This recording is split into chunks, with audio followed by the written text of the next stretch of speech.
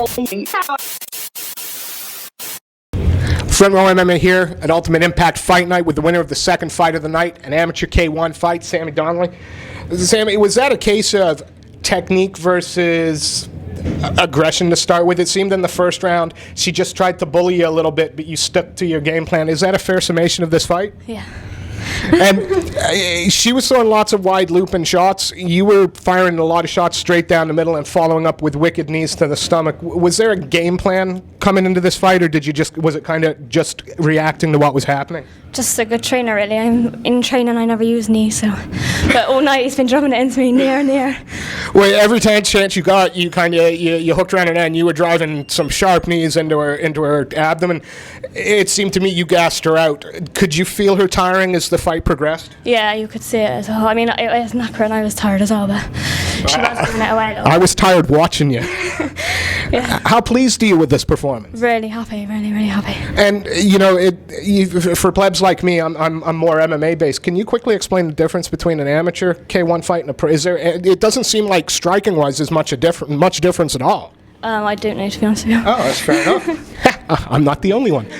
Again, overall, how pleased are you with this performance, and are you looking forward to stepping back into the ring or the cage again for another one? Yeah, definitely. And how? Oh, sorry. I'm really pleased with myself. Really. Is this I didn't hear the records when they were out there, and I'm afraid it's not in my card. Was this a debut? Your first, second? How many fights you had? This is my first fight. I've only had one interclub before. You can't imagine what this fight was like. Again, the first round, were you at all worried by her power in the first round, or did you know that you'd be able to weather that storm and then start firing back? And not that the first round wasn't close, but it seemed to me she bullied you a bit. Yeah, in the first round I thought she had that round, but then I just kind of tried to calm myself down. I mean, you were striking with some, you're so small compared to me, but you were striking with hate. You were really trying to finish that with some of those shots. Were you surprised that you didn't drop her at the end, or did you realize how tough she was?